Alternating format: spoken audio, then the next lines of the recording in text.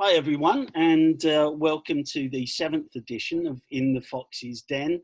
We've had a bit of a break because people have been on holiday, but it's been a very worthwhile break because the person that I've got with me today, you'll know from All Together Now, which is the programme with Rob Beckett. He did 2 very successful series.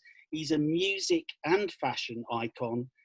You'll know him better as Mr.Fabulous, I guess, but he is actually called Jay Kamiraz, and he's here with me now. Hi, Jay Kamiraz. Mr.Fabulous.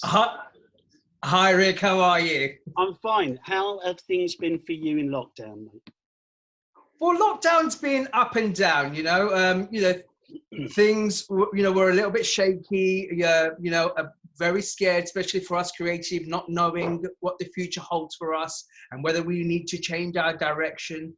But, I've been brought up to be the optimist. I'm always an optimist. I always believe that with every adversity, there is always a good outcome. So I'm praying that all this is a big lesson for us to learn from and that we will persevere from it and come out better people.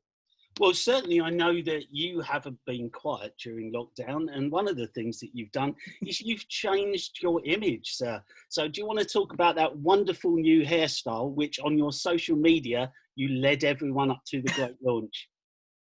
Well, Rick, after many years of having a hair a bit like Helen Shapiro, I just decided that, as much as I love to walk back to happiness, I want to walk forward to happiness with a new hairdo, a new signature look, and I also kind of feel like it was time. My big hair, my big signature look served a purpose. It got the attention that it needed, especially being on All Together Now and also running quite a few fashion events and being in the fashion world. I just kind of decided I just wanted to just go a little bit more natural. And thanks to celebrity hairstylist George Northwood, who is famous for doing Meghan Markle's fantastic hair bun during her reception, and he also worked with people like Alexa Chung and fashion editors galore. They decided to give me the opportunity to have my hair done. So I'm quite thankful that a celebrity hairstylist like that, chose to give me that new signature look, and here I am with it. Hope you like it. Hopefully they can do something with me. Maybe you can put me onto them. Yeah. I'm trying to get in. I'm trying to look. I'm getting the little silver hair, the silver fox look. Yeah. So I don't think you need to change anything, because I think you alone are setting a trend, especially for us youngsters. I'm going to take that, Jay. Yeah. Okay, so one thing I do want to talk about is music is really, really important to you, I know. So maybe you can explain to me how big a part that has played in your life. Music has always been an escape mechanism for me. It's always been, in a way, it's my therapy. I always find that through music, I can express myself. I can talk to the world and I can convey my story, my message. And that's how my audience connects with me, through my singing. I have a various background through my music, from gospel, soul to jazz and blues. So I kind of incorporate all of those into the way and style that I sing. And I hope that I can convey a story to people. And I want them to kind of come into my world, and through music it's allowed me to do that. It's my best friend, and I always say it is a bit like a defense mechanism.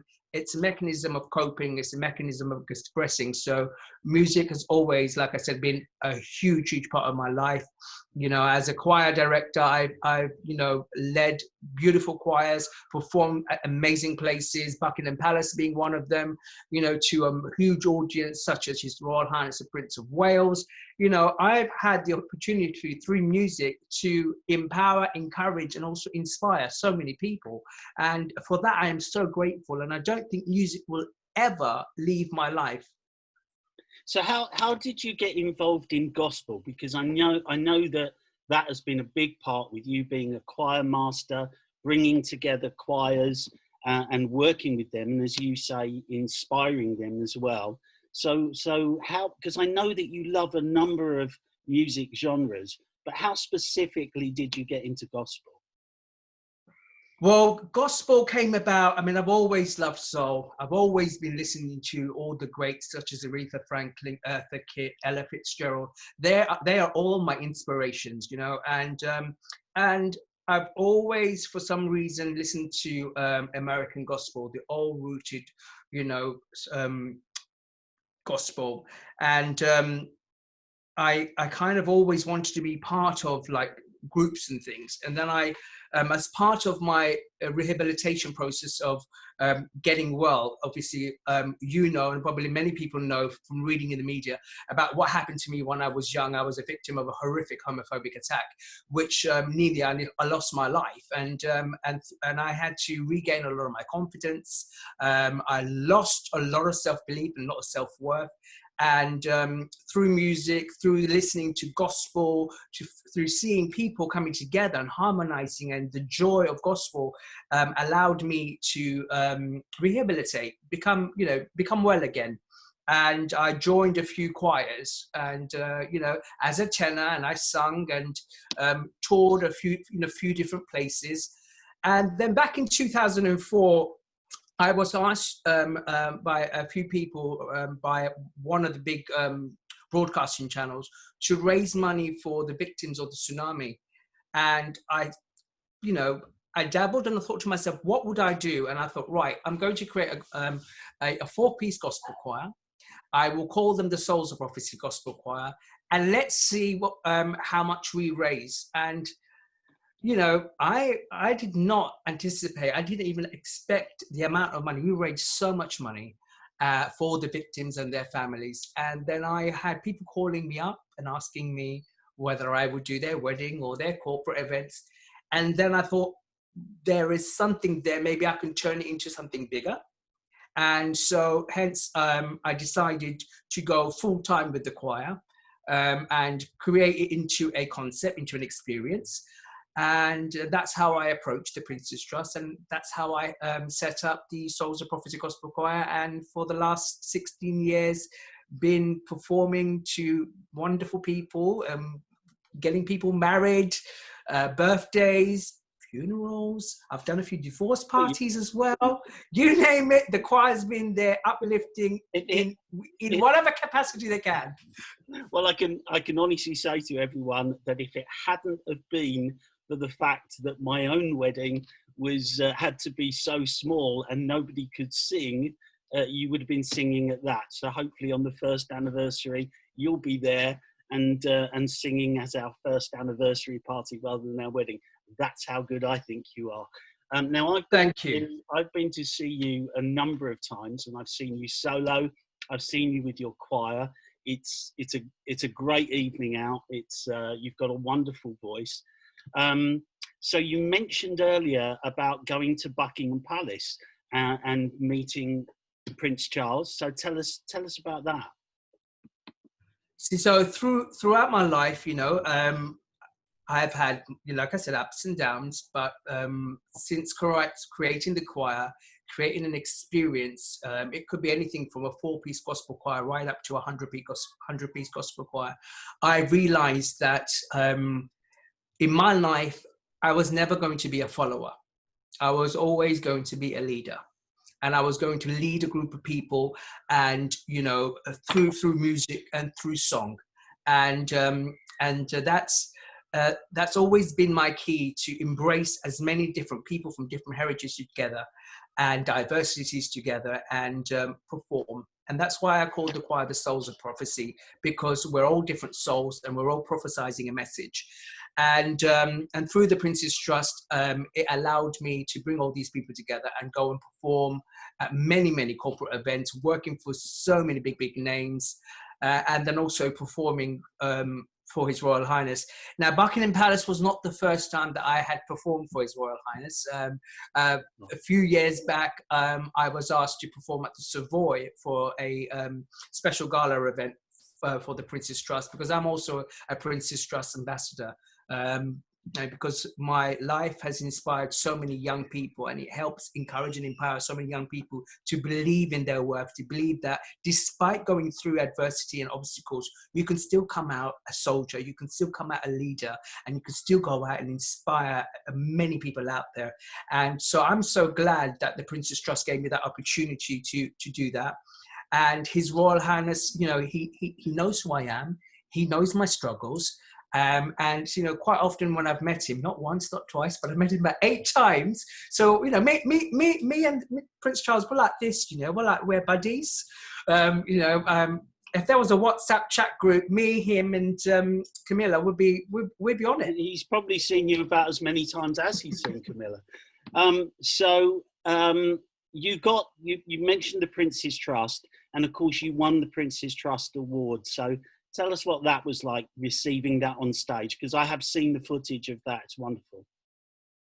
That most probably 2012 was a big year for Great Britain. We had the 2012 Olympics, and it was also a year where I was also going through a bit of a transitional period with the choir, where to take it. And we performed earlier in the year. We performed on the Alan Titchmarsh show to celebrate the Prince's Trust, and then I got a phone call saying we would like you to carry the Olympic torch, and I was like, wow, okay, I'm going to be a torchbearer.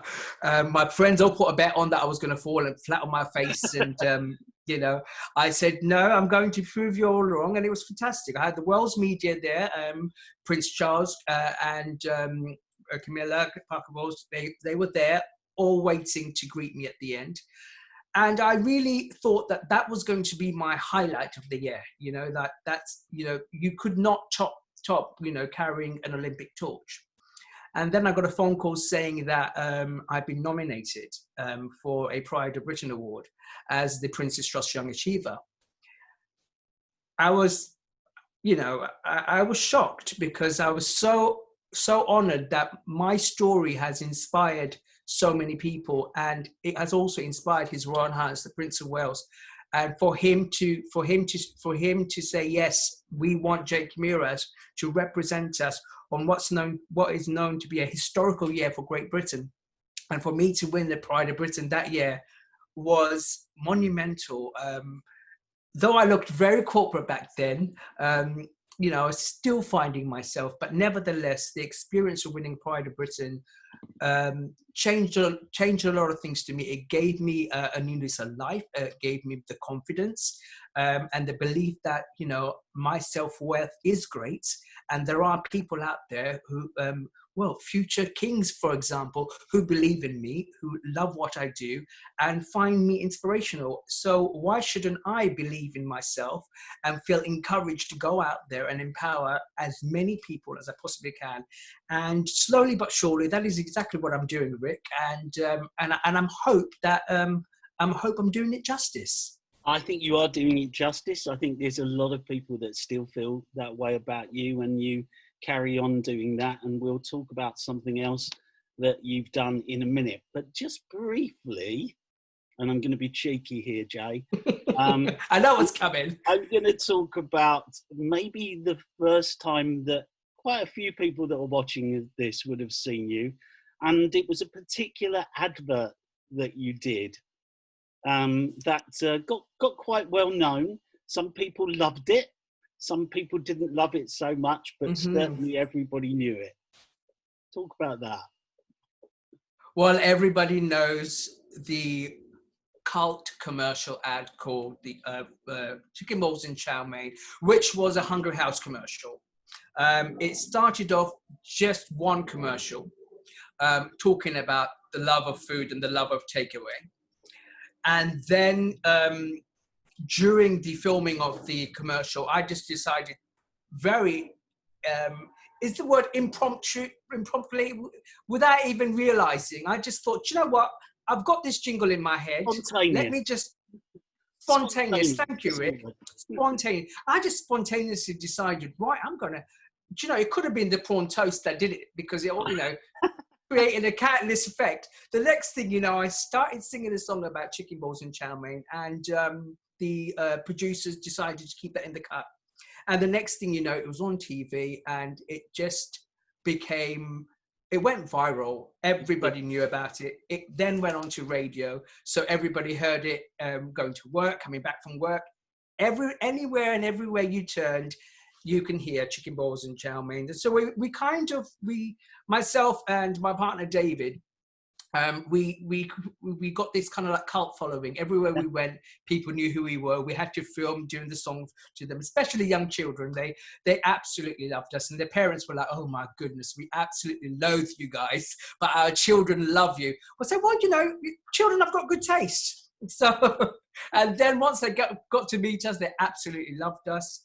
You know, it also gave, you know, my partner David a lot of confidence, because, you know, that's the only thing. Great. You work incredibly well together. Of course, I love you both. He's fantastic. He's got absolute amazing humour, and we bounced off each other. And the commercial was such a huge success. I think it went on for about over 2 years. Well, I'm going to blow my own trumpet here a little bit, because I was responsible for signing new contracts, not just once but twice, because that on your behalf, because that was so popular, and because they wanted to extend the contract length.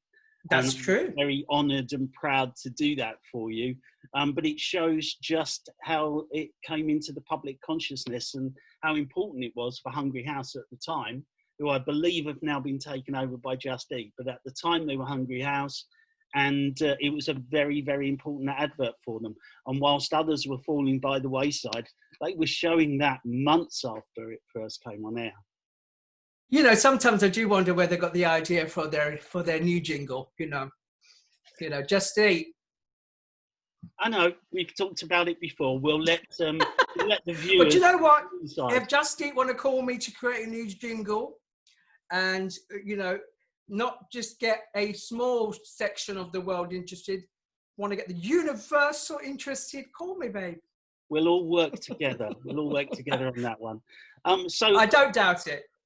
Of course, the other place that everyone knows you from is this wonderful show, All Together Now, which ran for 2 series, which was probably more judges on a TV show than we'd ever seen before, with Jerry and with Rob.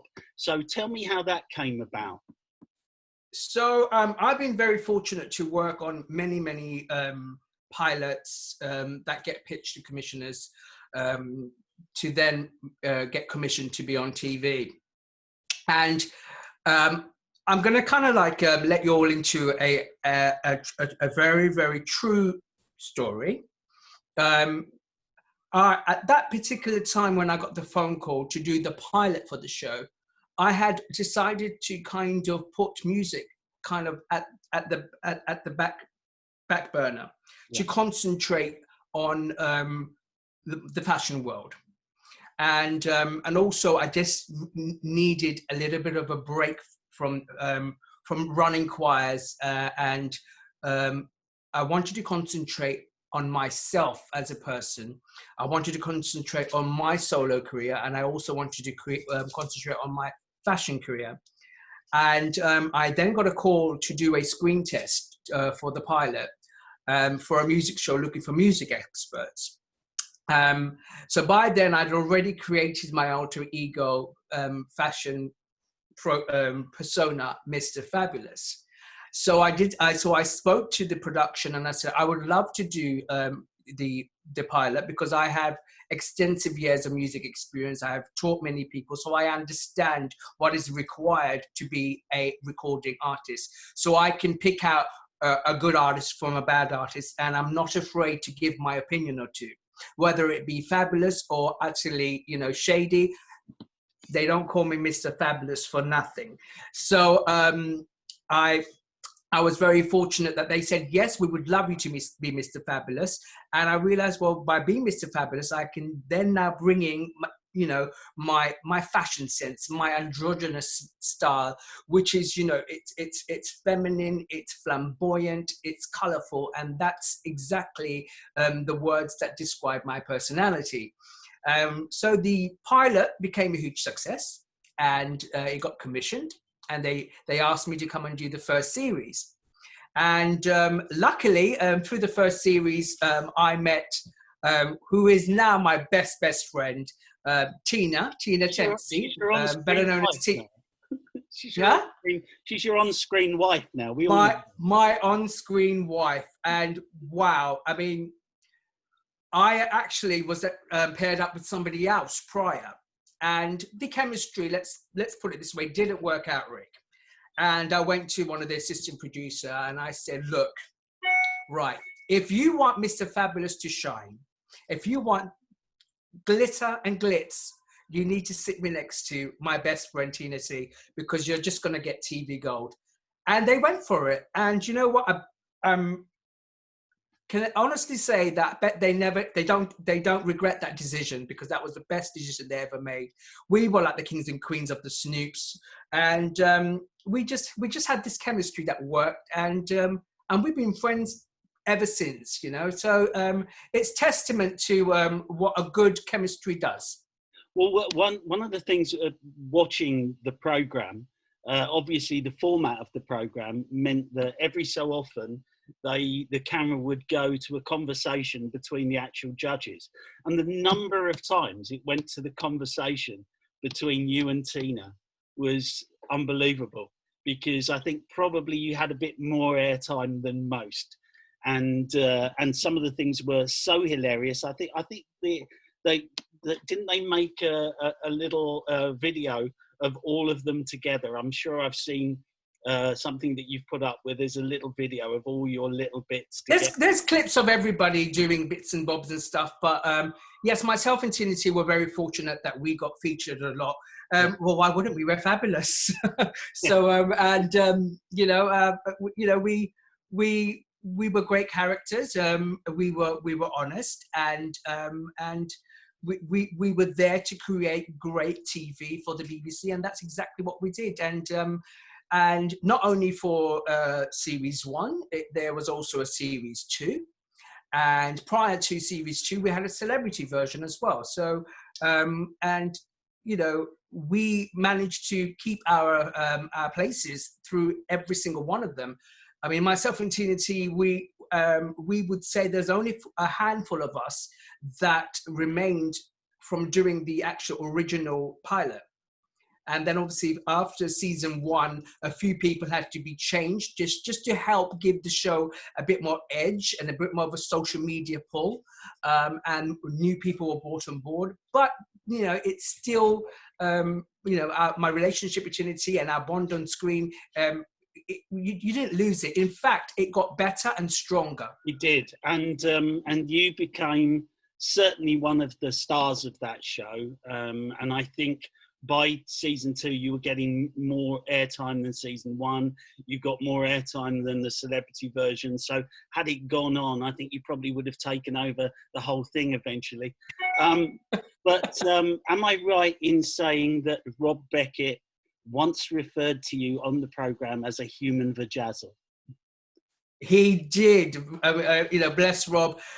Me and Rob had this fantastic rapport between us.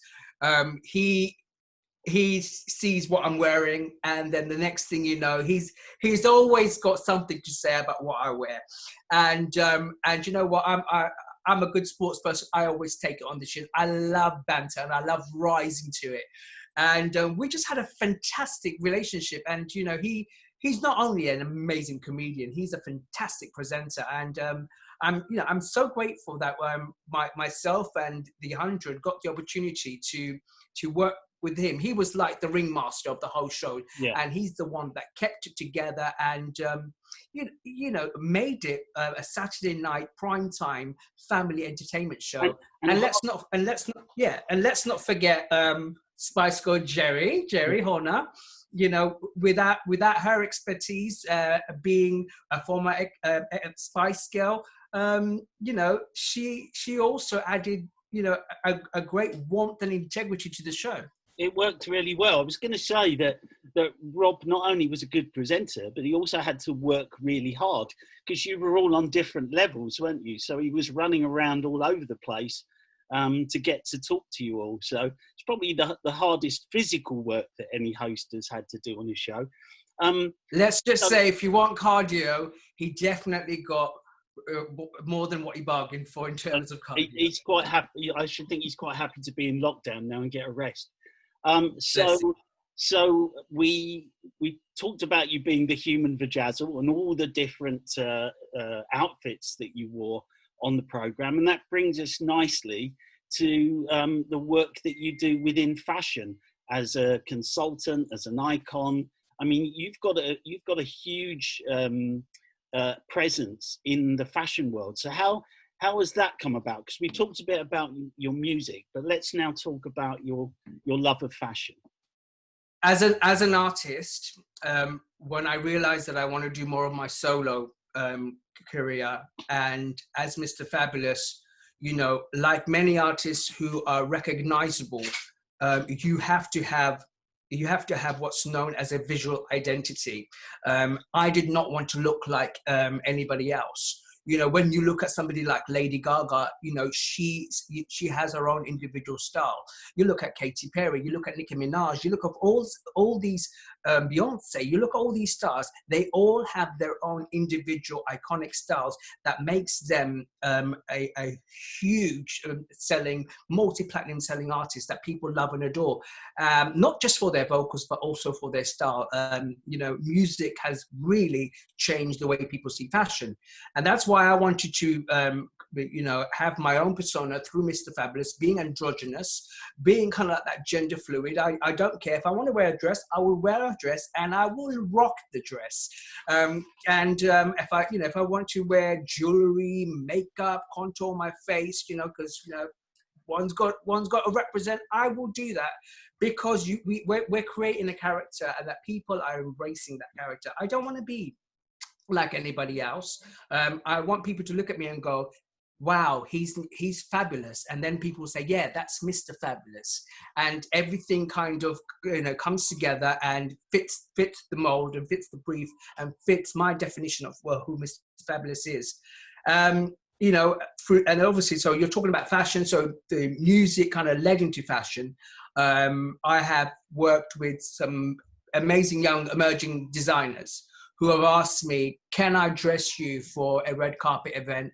Can I dress you for one of your shows? And I gladly said yes, because I am all about empowering young emerging designers. Some who have now gone on to be featured in the likes of, British Vogue, Korean Vogue, Tatler, you name it. I was the first to give them that opportunity and the platform to shine. And I'm so grateful and I'm so proud to see that, my eye for talent, especially fashion, these young individuals are now going out there and doing it for themselves and representing and, conquering the fashion world. So, I'm very, very proud that I have helped. Well, I think you've been truly inspirational. We talked about you being inspirational in terms of the choirs and the music. And you've been inspirational in terms of the fashion, but it shows as well that you've also been inspirational in terms of body confidence, because I know that you did some work with Lad Bible, and I was kind of involved in that and supported you through that. So if you can say a little bit about that, because I know that particular Lad Bible episode or recording, whatever you wanted to call it, that little series had 1.2 million views. It led to a nationwide campaign representing the BAME LGBTQIA community in a gym group campaign. I hope I got all those letters right. But if that isn't inspirational, I don't know what is. So tell us about that campaign. Well, I've always struggled with my body. Some of my friends would think that I've got body dysmorphia, but I have my weight does fluctuate up and down, and I kind of turned 40 and I realized that I needed something to change my well-being. I wanted to be fit and healthy. And I was approached by Lad Bible. I was actually very surprised that Lad Bible actually approached me. I was like, are you sure? Because Lad Bibles are quite alpha, quite sporty. Yeah. Actually, it wasn't Lad Bible, it was Sport Bible. They were the initially the people that decided to do this with Eddie Hall, the strongest man. So Eddie Hall decided to work with Mr. Fabulous. I mean, giant, and me, petite pocket rocket. I mean, that's a combination.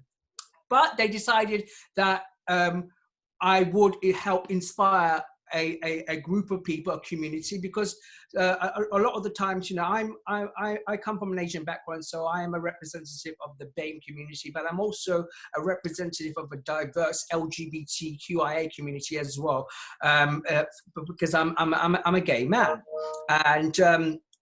and I also believe that we all, despite what community we come from, we can all you know, inspire to be fit and healthy.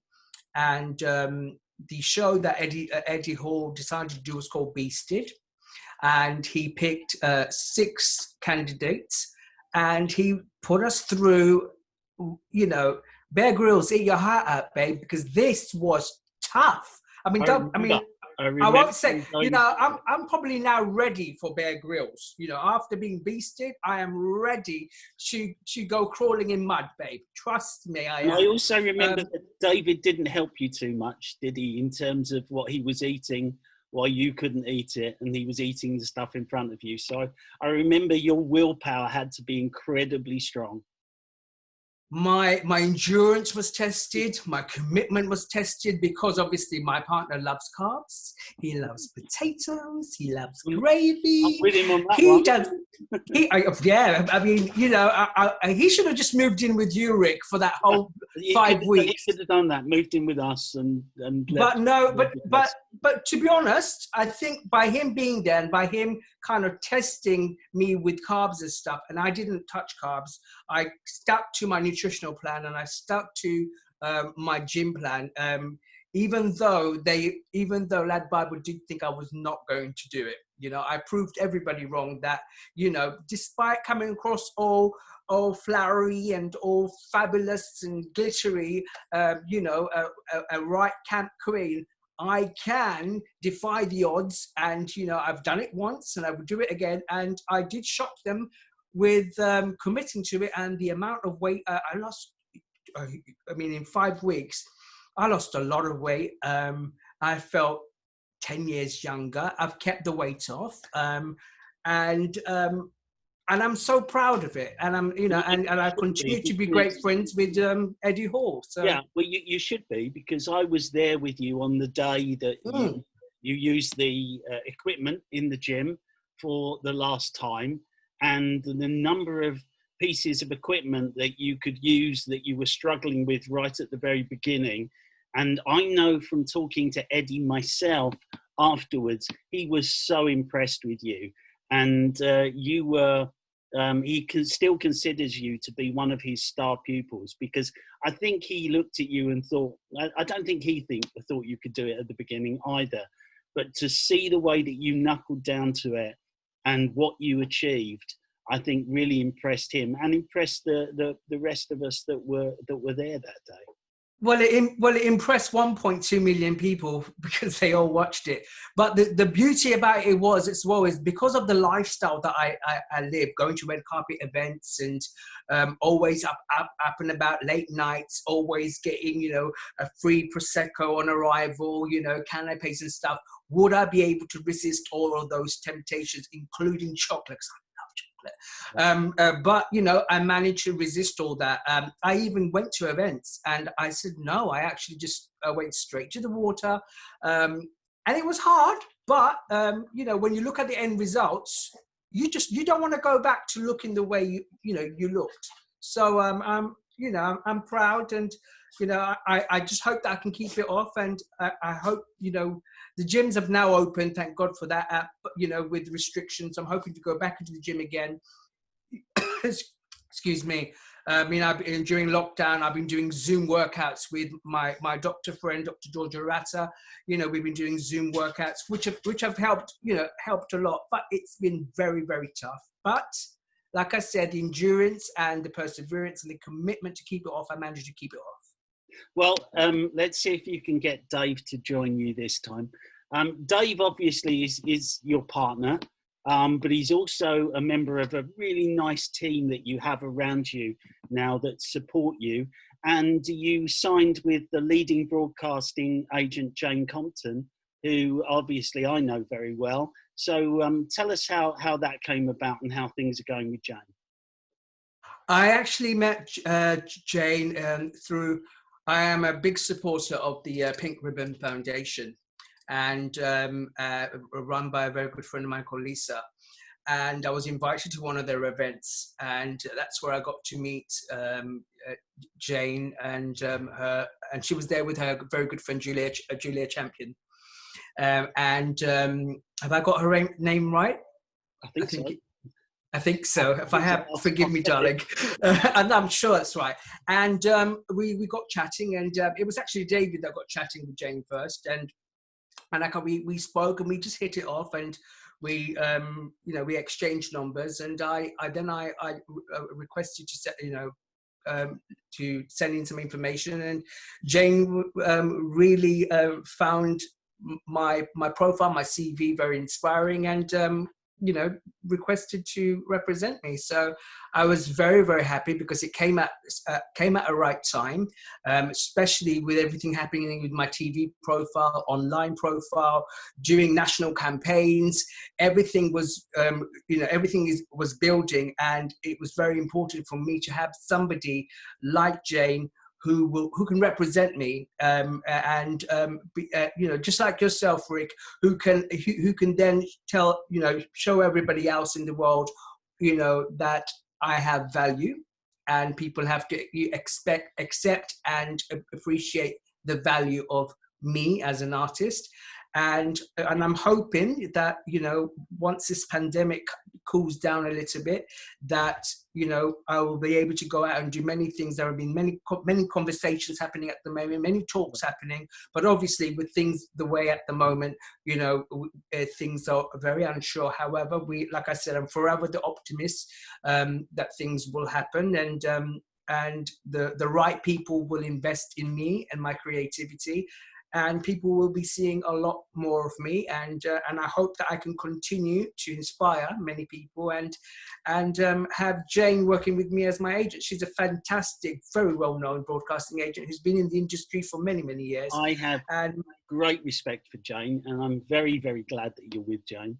I absolutely love her. Yeah, she's great. You mentioned your CV.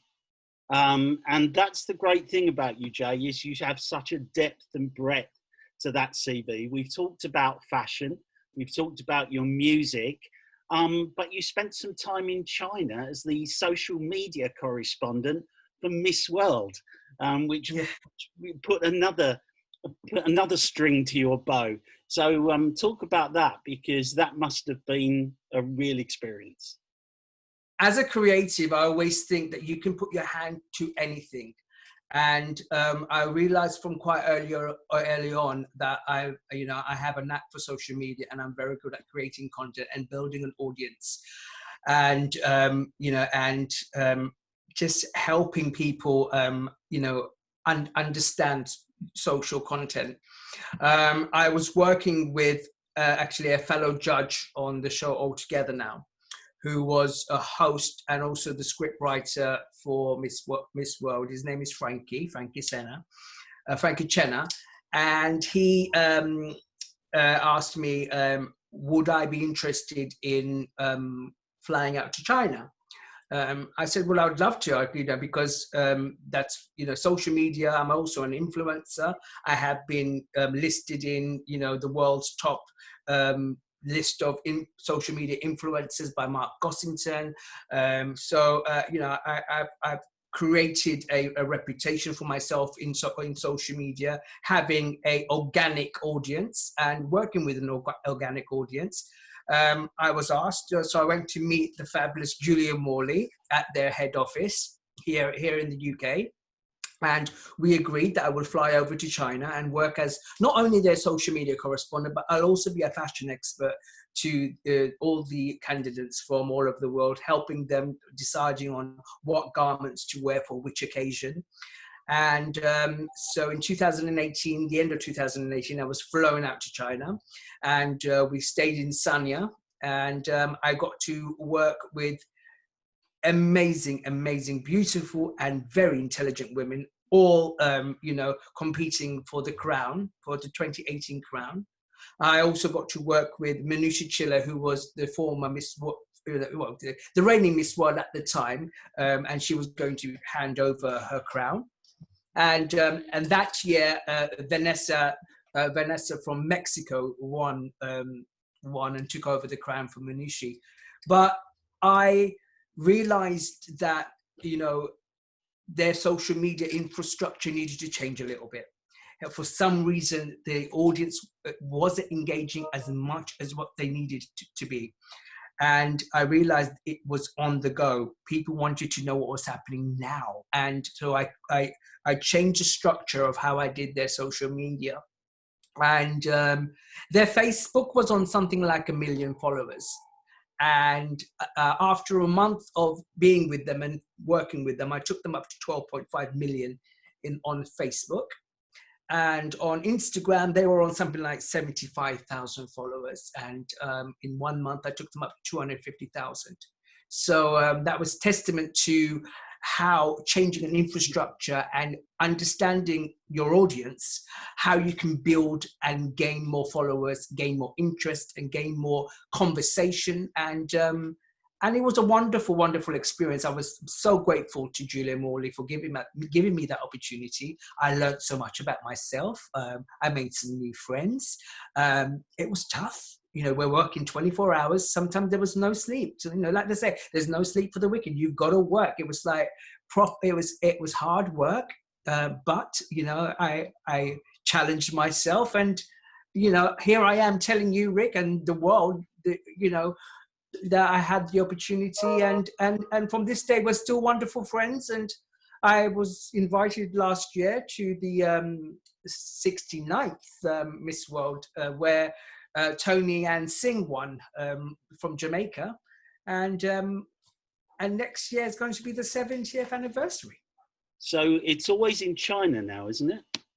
No, it's not. Last year they held it in the UK. So I'm hoping that it's going to be repeated, and they're going. I'm hoping that they're in the UK for good. But who knows? With Miss World, they may decide that they want to change, and they might want to go to the Philippines, or they might want to go to.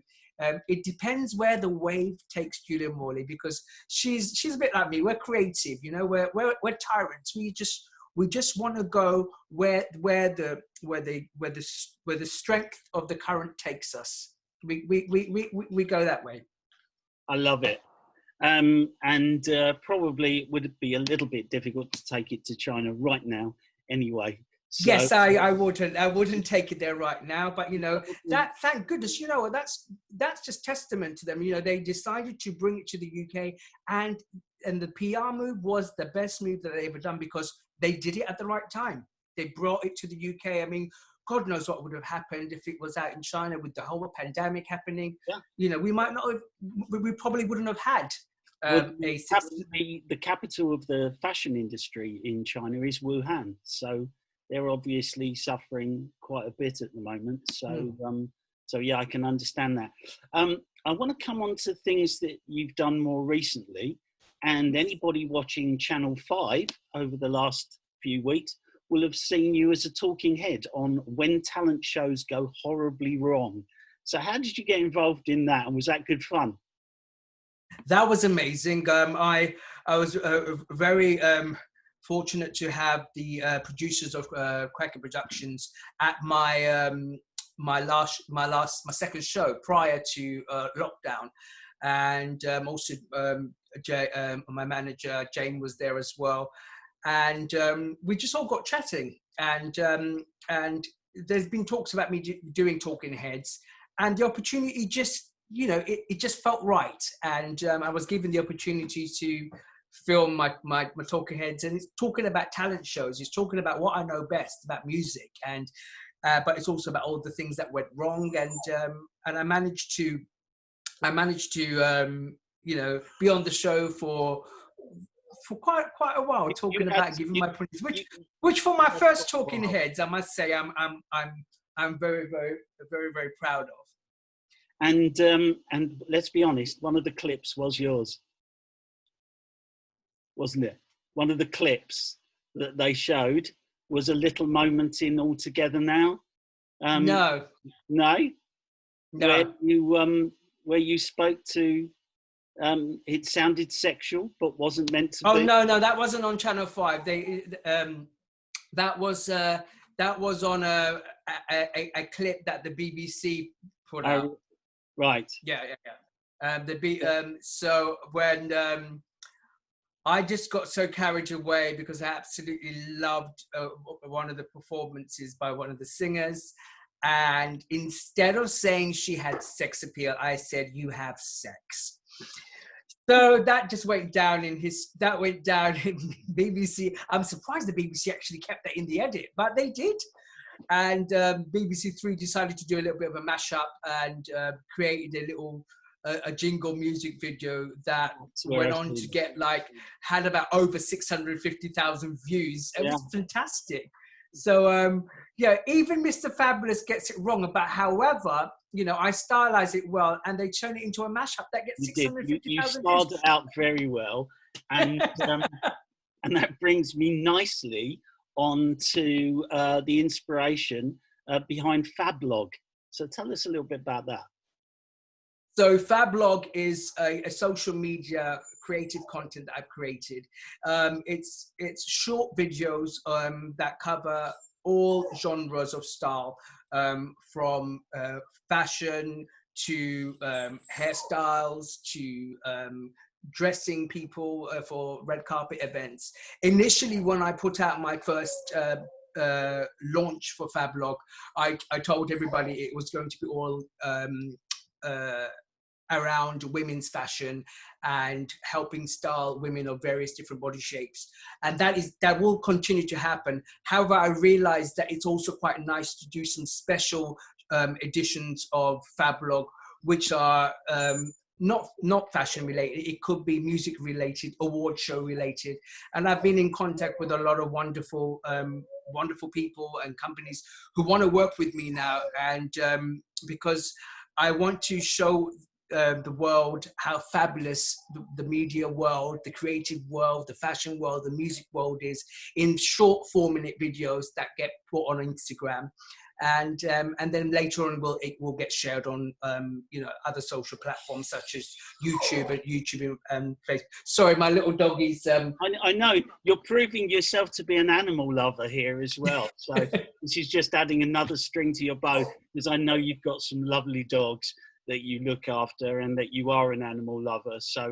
anybody watching this who wants to put Jay onto an animal program, he's an animal lover as well. So bear with me one moment. I'm just got him here. Oh, there you go. There we are. Let's have a look. There you go. Which one's that, Jay? This is Mr. Harvey Moon. Hello, Harvey Moon. You're a star. The others are upstairs with David, keeping quiet because they know that I'm having a chat with you. This one is obviously the one that's most like you and wants to get in front of the camera, Jay. Well, actually, no. She's upstairs. Honey Monroe, star of stage and small screen. She's upstairs. She's been a bit of a diva. She just decided, no, she ain't going to come out of bed unless she's given £1 million. More like million treats. We'll see what we can do. Let's try and get this sponsored. This obviously we've gone on far longer than I thought we were going to, but that's great because we've covered a lot of ground. But tell us what's in store for Mr. Fabulous in the future. Well, I'm in talks at the moment with a few different TV shows that that hopefully, if the pandemic cools down a little bit, they will get agreed and commissioned, and hopefully you'll be seeing a lot more of me. FABLOG will be continuing to grow, and I'll be investing a lot of time in that, and people are going to see some amazing content being shared throughout various social media platforms. There may be another campaign coming, and there will also probably be more music. I'm hoping to actually in the process of writing some new music at the moment, so I'm hoping to share that with everybody soon. And yeah, you know, I always say the world is Mr. Fabulous' oyster, and I'm going to continue to go out there to help inspire, encourage, and empower as many people as I possibly can. And I just hope that everyone will continue to be part of my life, be part of my journey, and continue to support what I do. And I think that's exactly what people are going to do. Jay, it's been a real joy talking to you. I can hear also that there is an animal program just on the horizon for you. So move over, Paul O'Grady. But I love dogs. So if Paul O'Grady's looking for a apprentice to take over, darling, I'm here. Right. I absolutely like all forms of dogs. We will make sure that this goes to the right people. Jay Kamiraz, Mr. Fabulous, thank you very, very much. Take care. Thank you, Rick at Agent Fox Media. Thank you so much for giving me the opportunity and investing in today's interview. Thank you so much. Thank you, sir. Goodbye.